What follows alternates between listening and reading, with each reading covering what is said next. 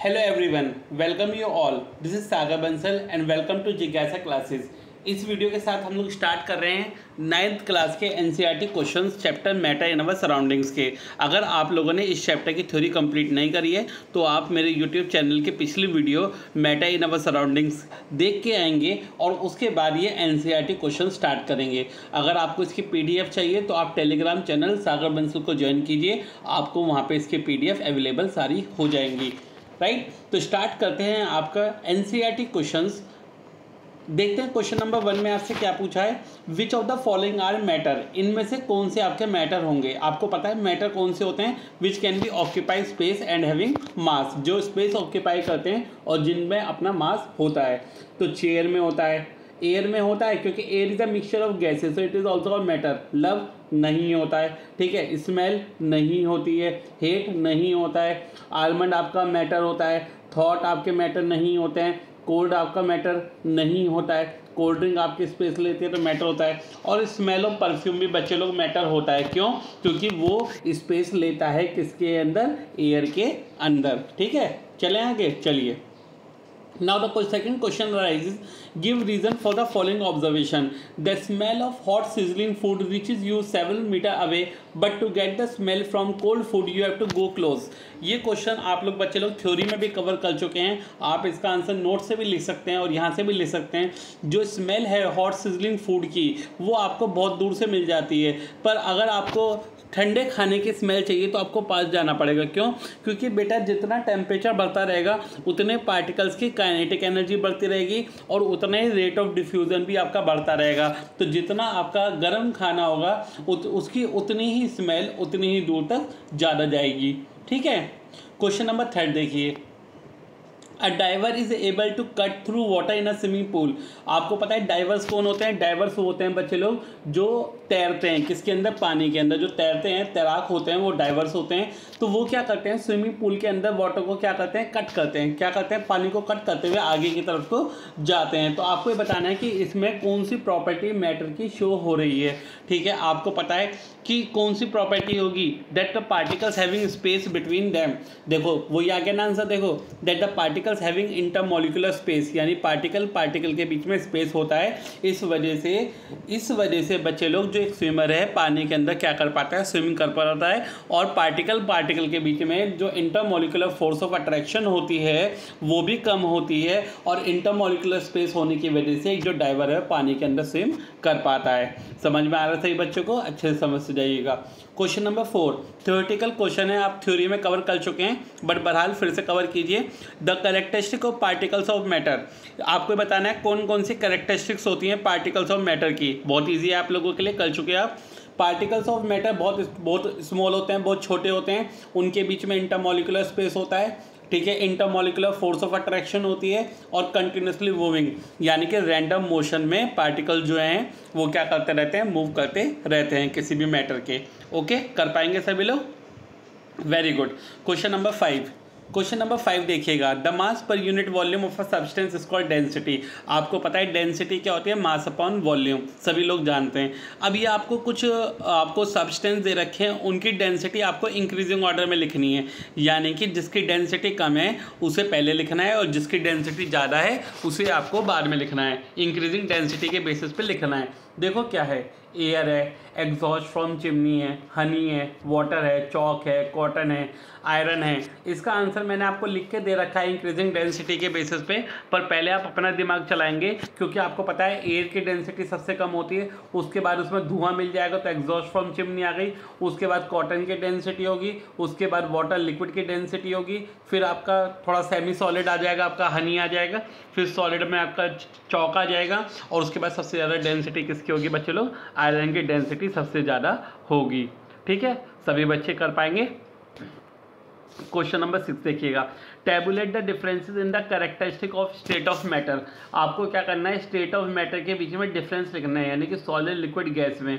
ठीक है, और उसके बाद सेकंड पार्ट क्या है, आपको किस किस के ऊपर लिखना है, आपको rigidity, compressibility, fluidity, filling a gas container, shape, kinetic energy and density. आपको इनके बारे में लिखना होगा बच्चे लोग, आप बड़े आराम से लिख पाएंगे। ठीक है, ये सारे डिफरेंसेस मैंने आपको लिख के दे रखे हैं। इसके जो डिफरेंसेस हैं वो मैंने आपको थ्योरी में भी दे रखे हैं, आप लोग यहाँ से भी लिख सकते हैं। सॉलिड की डेफिनेट शेप होती है, डेफिनेट वॉल्यूम होती है। लिक्विड की डेफिनेट शेप नहीं होती है पर डेफिनेट वॉल्यूम होती है। गैस की ना तो डेफिनेट शेप होती है ना डेफिनेट वॉल्यूम होती है। इनकम्प्रेसिबल होता है सॉलिड, थोड़ा कंप्रेस हो सकता है लिक्विड, और सबसे ज़्यादा कंप्रेस हो सकता है गैस। लिटिल स्पेस, कोई ज़्यादा स्पेस नहीं होता सॉलिड के बीच में। लिक्विड के बीच में पार्टिकल का स्पेस थोड़ा ज़्यादा होता है, गैस के बीच में पार्टिकल का स्पेस ग्रेटेस्ट होता है। Force of attraction between particle solid में सबसे ज़्यादा होती है, थोड़ी कम होती है लिक्विड में, और सबसे कम होती है गैसेज में। सॉलिड के जो पार्टिकल्स हैं वो मूव नहीं कर सकते, लिक्विड के पार्टिकल थोड़ी से मूव कर सकते हैं, और गैस के पार्टिकल कंटिन्यूस रैंडम मोशन में मूव कर सकते हैं बच्चे लोग। ठीक है, याद रखिएगा। रिजिडिटी का मतलब क्या होता है कि जिसकी आप शेप चेंज नहीं कर सकते, यानी कि अनबेंडिंग और इनफ्लेक्सिबल, जैसे कि आपका स्टोन। कंप्रेसिबिलिटी का मतलब है जैसे आप कंप्रेस कर सकते हो, यानी कि जैसे गैस है तो गैस के पार्टिकल्स बहुत दूर दूर होते हैं तो आप उसे कंप्रेस कर सकते हो, दबा सकते हो, प्रेशर अप्लाई कर सकते हो। फ्लूइडिटी का मतलब which having the tendency to flow, यानी कि लिक्विड और गैस को टेंडेंसी टू फ्लो होती है, तो यानी वो तो लिक्विड और गैस आपकी फ्लूइडिटी नेचर में आएंगी। फिलिंग अ गैस कंटेनर, तो गैस कंटेनर को फिल करना है, इस मीन्स कि जो शेप ऑफ द कंटेनर है वो अटेन करेगा। ठीक है, shape defines a definite boundary. अब किसी की शेप बतानी तो यानी कि उसकी डेफिनेट बाउंड्री होगी तभी तो आप उसकी शेप बता पा रहे हो। काइनेटिक एनर्जी क्या होती है? Which the particles having the energy due to its motion, यानी मोशन ऑफ द पार्टिकल के दौरान जो एनर्जी उसके अंदर स्टोर होगी वो उसकी काइनेटिक एनर्जी होगी। डेंसिटी आपको पता ही है, density is the mass per unit volume. क्या होती है डेंसिटी? मास पर यूनिट वॉल्यूम। सभी बच्चे 6 क्वेश्चन कवर कर पाएंगे ऊपर के, अच्छे से कवर कीजिएगा। कोई प्रॉब्लम आए तो कमेंट कीजिएगा, मैं आपको रिप्लाई करूंगा, सॉल्यूशन उसके रिप्लाई करूंगा आपको, राइट। पर आप कोई भी टेंशन नहीं लेंगे साइंस, मैथ और रीजनिंग में। अगर आप क्लास 8 से लेकर क्लास 12 के बच्चों को जानते हैं तो उन्हें ये लिंक जरूर शेयर कीजिए, जिज्ञासा क्लासेस यानी कि सागर बंसल का लिंक शेयर कीजिए यूट्यूब का और अपने टेलीग्राम चैनल का, ताकि सारी वीडियोज़ और सारी PDF आपको मिलती रहें। क्वेश्चन नंबर 7 देखिएगा, गिव रीज़न। ये आपके 4 पॉइंट्स हैं, इसमें आप चारों पॉइंट्स अच्छे से समझ पाएंगे। एक गैस कंटेनर है, वो gas fills completely the vessel in which it is kept. अब गैस तो कम्प्लीटली फिल कर सकती है एक वेसल को, पर सॉलिड नहीं कर सकता। ठीक है, इसके पीछे रीज़न आप सभी लोगों को पता है कि जो मॉलिक्यूल्स होते हैं गैस के, वो क्या करते हैं, उनके अंदर हाई काइनेटिक एनर्जी होती है, जिसकी वजह से वो हर डायरेक्शन में क्या कर सकते हैं, मूव कर सकते हैं और एक वेसल को कम्प्लीटली फिल कर सकते हैं। जो गैस होती है वो प्रेशर एग्जिट करती है या एग्जर्ट करती है किस पे? वॉल्स ऑफ द कंटेनर पे। क्यों? क्योंकि आपको पता है क्या कि जो गैस के पार्टिकल्स होते हैं वो रैंडम मोशन में मूव करते रहते हैं, क्योंकि उनकी काइनेटिक एनर्जी बहुत हाई होती है, आसानी से वाइब्रेट करते रहते हैं और कंटेनर की वॉल को क्या करते हैं, हिट करते हैं और प्रेशर को एग्जर्ट करते हैं। एक जो वुडन टेबल है वो आपकी सॉलिड होती है। क्यों सॉलिड होती है? क्योंकि इंटर पार्टिकल स्पेस होता नहीं है और पार्टिकल के बीच में जो फोर्स होती है, इंटरमॉलिक्यूलर जो फोर्स ऑफ अट्रैक्शन है वो बहुत ज़्यादा होती है, उसे कंप्रेस नहीं करा जा सकता, इसलिए जो वुडन टेबल है वो आपकी सॉलिड होगी। अब हम अपना हाथ एयर के अंदर तो घुमा सकते हैं, पर हम सॉलिड के अंदर नहीं घुमा सकते। अगर हमें सॉलिड को तोड़ना है तो एक कराटे एक्सपर्ट चाहिए होगा। क्यों? क्योंकि इंटरमॉलिक्यूलर जो स्पेस होता है एयर के अंदर वो इंटरमॉलिक्यूलर जो स्पेस होगा सबसे ज़्यादा होगा, तो हम जो हाथ हैं वो आसानी से घुमा सकते हैं। पर इंटरमॉलिक्यूलर स्पेस बहुत कम होता है सॉलिड के अंदर और इंटरमॉलिक्यूलर फोर्स ऑफ अट्रैक्शन बहुत ज़्यादा होती है सॉलिड के अंदर, इसलिए हमें कराटे एक्सपर्ट की ज़रूरत पड़ेगी एक सॉलिड को तोड़ने के लिए। ठीक है, आई थिंक सभी बच्चे आराम से समझ पा रहे हैं, उन्हें नोट्स क्लियरली विजिबल है, मेरी वॉइस कंप्लीटली आपको सुनाई दे रही है ठीक से, तो आपको ये चैप्टर बहुत अच्छे से समझ में आएगा। वीडियो को लाइक ज़रूर कीजिएगा, शेयर ज़रूर कीजिएगा, कम से कम 5 9th के बच्चों के साथ। क्वेश्चन नंबर 8 देखिएगा। क्वेश्चन नंबर 8 में क्या बोला है आपसे कि लिक्विड की जो डेंसिटी होती है वो जनरली लोअर होती है एज़ कम्पेयर टू सॉलिड। ठीक है, पर आप तब भी देखते हैं जो आइस है वो फ्लोट कर जाती है वाटर के ऊपर। जो आइस है, जो बर्फ़ है वो पानी के ऊपर क्यों फ्लोट करती है, जबकि आपको पता है कि लिक्विड की डेंसिटी सॉलिड से क्या होती है, कम होती है।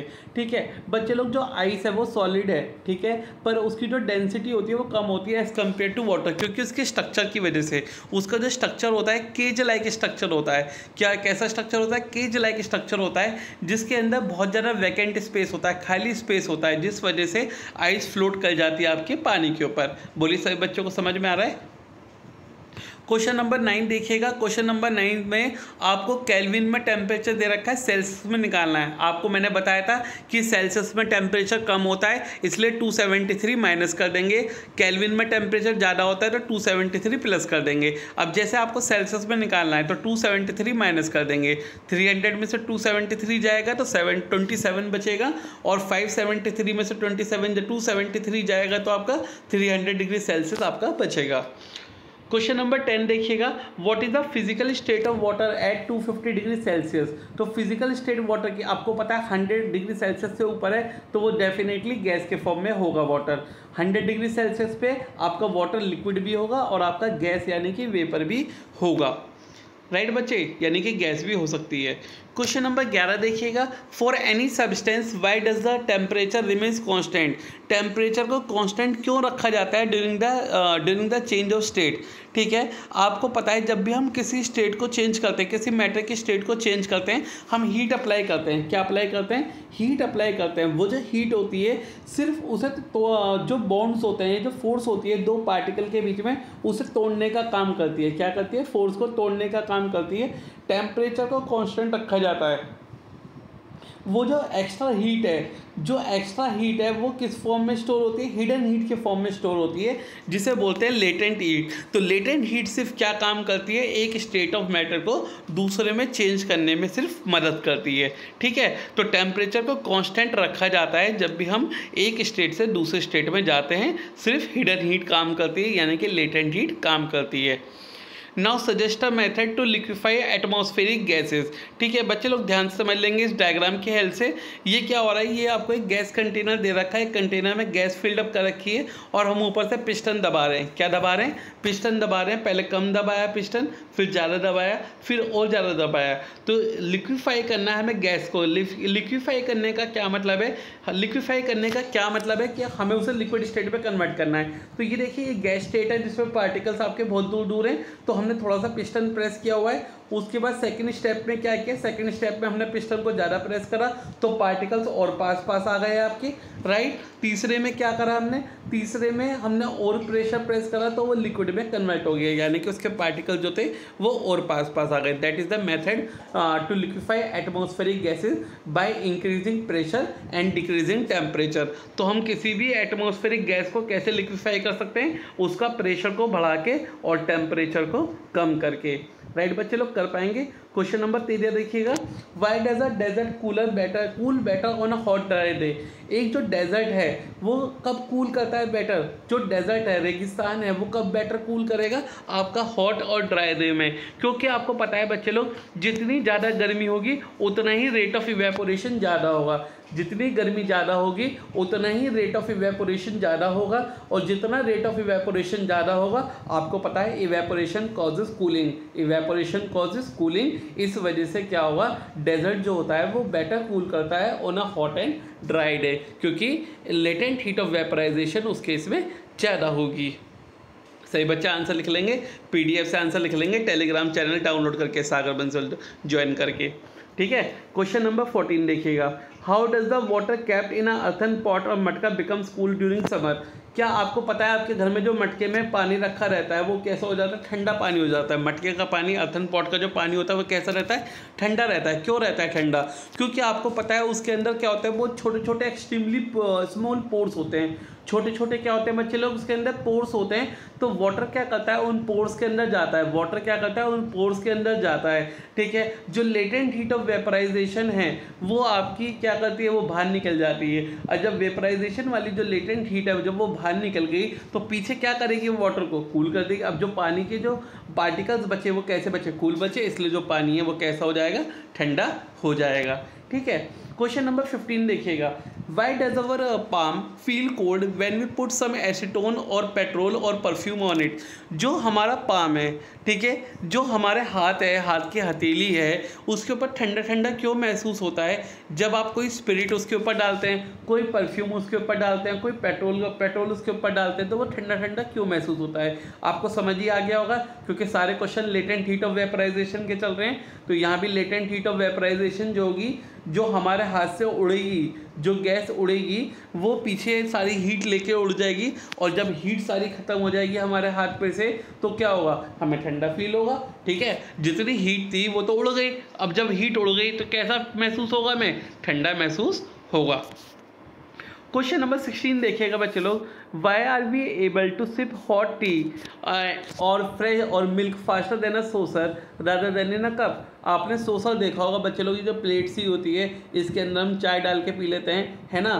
तो इसके अंदर जो आपकी जो टी है या जो मिल्क है वो क्या है, वो जल्दी ठंडा हो जाता है एज़ कम्पेयर टू कप। वाई बच्चे लोग, आपको पता है जो रेट ऑफ इवेपोरेशन होता है वो सरफेस एरिया बढ़ाने से बढ़ जाता है। जो रेट ऑफ इवेपोरेशन होता है वो सरफेस एरिया बढ़ाने से बढ़ जाता है। तो जितना सरफेस एरिया ज़्यादा होगा उतना ही रेट ऑफ इवेपोरेशन ज़्यादा होगा, और जितना रेट ऑफ इवेपोरेशन ज़्यादा होगा उतनी जल्दी ही जो हमारी चाय है या हमारी दूध है वो जल्दी ठंडा हो पाएगा, और हम जल्दी से उसे क्या कर पाएंगे, कंज्यूम कर पाएंगे। तो हम सॉसर में आसानी से पी लेते हैं एज़ कम्पेयर टू कप। ठीक है, चलिए क्वेश्चन नंबर 17 देखिएगा, what type of cloth should we wear in summer. हम कैसे कपड़े पहनते हैं समर में, सबको पता है कॉटन क्लोथ्स पहनते हैं हम समर में। कैसे कपड़े पहनते हैं हम, कॉटन क्लोथ्स पहनते हैं। Why, because we feel cool and comfortable, क्योंकि हमें कूल और कंफर्टेबल फील कराना होता है, क्योंकि कॉटन क्या है, गुड एब्जॉर्बर है। कॉटन क्या है बच्चे लोग, एक गुड एब्जॉर्बर है, वो क्या करता है, हमारा सारा स्वेट एब्जॉर्ब कर लेता है। ठीक है, और जो हमारा स्वेट है वो इवेपोरेशन प्रोसेस के लिए छोड़ देता है। अब जब आपको पता है कि जब हमारा स्वेट सारा का सारा क्या हो गया, इवेपोरेट हो गया, तो this will cool our body, तो जिसकी वजह से हमारी जो बॉडी है वो कूल हो जाएगी। बट जो आपके सिंथेटिक कपड़े हैं घर के, जो आप पहनते हैं, सिंथेटिक कपड़े पहनते हैं, वो आपके स्वेट को क्या नहीं करते, वो आपके स्वेट को एब्जॉर्ब नहीं कर पाते, जिसकी वजह से आपकी बॉडी ठंडक महसूस नहीं करती और आपके जो कपड़े हैं वो आपकी बॉडी से चिपक जाते हैं। ठीक है, now the next question arises, convert the following temperature to the Celsius scale. अब आपको टेम्परेचर को किस में कन्वर्ट करना है, सेल्सियस स्केल में कन्वर्ट करना है। वही क्या काम करेंगे बच्चे लोग, 273 माइनस कर देंगे, क्योंकि आपको पता है सेल्सियस में टेम्परेचर कम होता है। तो 293 में से 273 गया तो आपका आंसर आ जाएगा 20 डिग्री सेल्सियस। दूसरा है 470 में से 273 गया तो आंसर आ जाएगा आपका 197 डिग्री सेल्सियस। सभी बच्चों को क्लियर हो रहा है, आई होप समझ में आ रहा होगा। Question number 19, convert the following temperature to Kelvin scale. अब केल्विन स्केल में करना है तो 273 क्या कर देंगे, प्लस कर देंगे।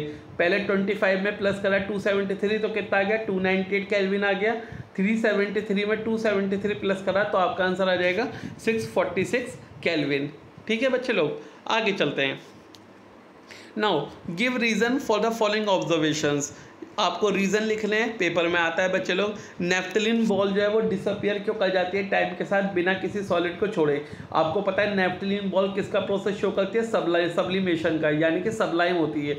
सॉलिड से डायरेक्ट किस में कन्वर्ट हो जाती है, वेपर्स में कन्वर्ट हो जाती है, गैस में कन्वर्ट हो जाती है, इसलिए नेफ्थलीन बॉल क्या कर जाती है, डिसअपियर कर जाती है। We can get the smell of perfume several metre away. Why, आपको पता है जो बहुत दूर से अगर आप बैठे हो एक कमरे में, परफ्यूम खोला गया है तो दूसरे कमरे में उसकी स्मेल आ जाएगी। आपको पता है परफ्यूम क्या है, एक वॉलेटाइल सॉल्वेंट है। वॉलेटाइल मतलब जिसकी जो गैस है या बोले तो जिसके जो वेपर्स हैं वो उड़ते हैं। तो परफ्यूम के जो वेपर्स हैं वो आपके गैस में मिलेंगे, क्योंकि डिफ्यूज़न हो जाएगा उनका, गैस में डिफ्यूज़न होगा, और जब गैस में डिफ्यूज़न होगा तो उसके पार्टिकल्स आपके कमरे में मूव करेंगे, क्योंकि आपको पता है गैस आराम से क्या कर जाती है, मूव कर जाती है, डिफ्यूज़ हो जाती है।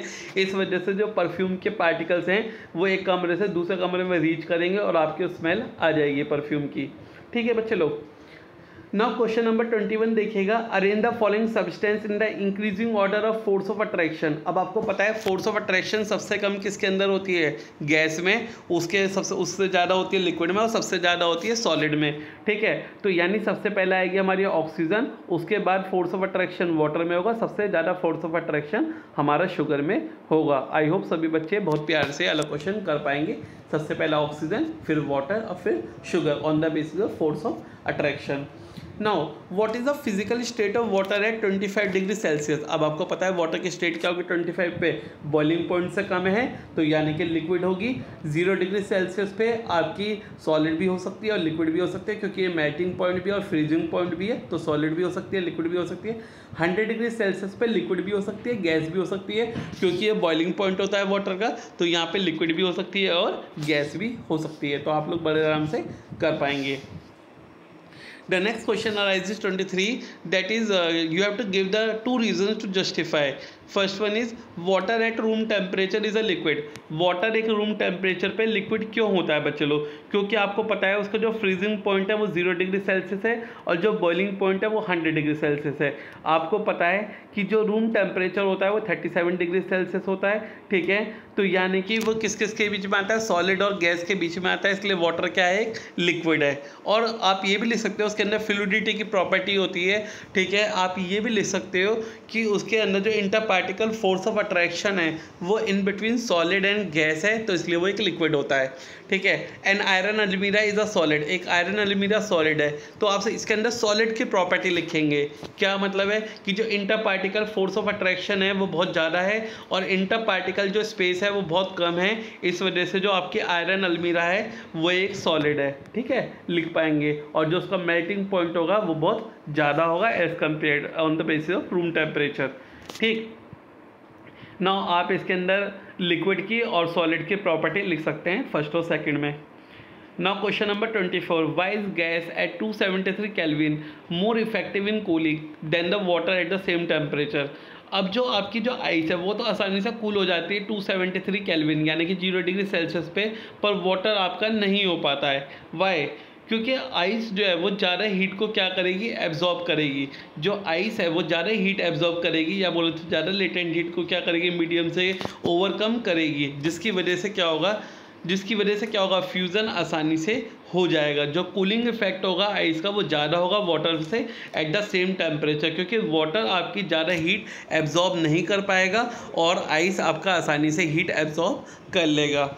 ठीक है, नाउ क्वेश्चन नंबर 25 देखिएगा, what produce more severe Burns boiling water और स्टीम. तो बॉइलिंग वाटर और स्टीम अगर हम कंपेयर करें तो कौन ज़्यादा जलाएगा? जाहिर सी बात है कौन ज़्यादा जलाएगा. बच्चे लोग इसे बम्स की जगह क्या कर लेना? बर्न्स कर लेना. BURNS क्या कर लेंगे? Burns. What produce more severe burns यानी BURNS बॉइलिंग वाटर और स्टीम. तो बच्चों स्टीम ज़्यादा सीवियर बर्न्स करेगा. क्या करेगा? सीवियर बर्न्स करेगा. Because why? Extra heat is in the form of latent heat. जो एक्स्ट्रा हीट होगी वो लेटेंट हीट के फॉर्म में ज़्यादा इवोल्व करेगी. किसमें? लेटेंट हीट ऑफ वेपराइजेशन में, क्योंकि आप जानते हैं लेटेंट हीट ऑफ वेपराइजेशन ज़्यादा होता है. ठीक है, as compare to latent heat of fusion. तो फ्यूज़न के रेस्पेक्ट में वेपराइजेशन ज़्यादा होता है लेटेंट हीट में. ठीक है, इसलिए वो ज़्यादा सीवियर बर्न करेगा. तो स्टीम आपकी ज़्यादा सीवियर बर्न करेगा as compare to water at the same temperature. Now name A, B, C, D, E, F in the following diagram showing change in its state. तो आपको क्या करना है? A, B, C, D, E, F सबके नाम लिखने हैं. अब ये तो सबको मैं थ्योरी में समझा ही चुका हूँ. A से B जाना है यानी सॉलिड से लिक्विड. क्या होता है सॉलिड से लिक्विड? मेल्टिंग. बी में आपको लिक्विड से गैस में जाना है तो डेट इज कॉल्ड बॉइलिंग और इवेपोरेशन. सी में गैस से लिक्विड में जाना है यानी कि कंडेंसेशन. डी में लिक्विड से सॉलिड में जाना है तो यानी कि आपका क्या हो जाएगा? फ्रीजिंग या फिर सॉलिडिफिकेशन. ई क्या है? सॉलिड से डायरेक्ट गैस है तो इसे क्या बोलते हैं? इसे बोलते हैं सब्लिमेशन. एफ में क्या है? गैस से डायरेक्ट सॉलिड में जाना है तो इसे भी आप क्या बोलेंगे? रिवर्स सब्लिमेशन बोलेंगे या सिर्फ सिंपल सब्लिमेशन बोलेंगे? या तो रिवर्स सब्लिमेशन बोलेंगे या सब्लिमेशन बोलेंगे. ठीक है, बहुत सी बुकों में रिवर्स सब्लिमेशन लिखा रहता है और बहुत सी बुकों में सब्लिमेशन लिखा रहता है. तो सॉलिड से गैस जाना है या गैस से सॉलिड जाना है तो दोनों में आपका सब्लिमेशन बच्चे लोग आता है. ठीक है, तो बच्चे लोग यहाँ तक इस वीडियो में आपके NCERT क्वेश्चंस खत्म हो चुके हैं मैटर इन अवर सराउंडिंग के. आई होप आप सभी बच्चों को बिल्कुल ही क्लियर हो चुका है ना? ये चैप्टर आप लोगों को समझ में आ गए, सारे NCERT क्वेश्चंस आप लोगों को क्लियर हो गए. ठीक है, तो आप लोग क्या काम करेंगे? इसके NCERT क्वेश्चंस कवर करेंगे और इसकी थ्योरी कवर करेंगे और 5 दोस्तों को अपने जरूर शेयर करेंगे सागर बंसल का यूट्यूब चैनल और सागर बंसल का टेलीग्राम चैनल, ताकि सारे नोट्स क्लास 8 से लेकर क्लास 12 तक के सभी बच्चों को मैथ्स के, साइंस के, रीजनिंग के मिल पाएँ. सो गुड लक बच्चों, ऑल द बेस्ट. हैव जिज्ञासा. जिज्ञासा है तो मुमकिन है.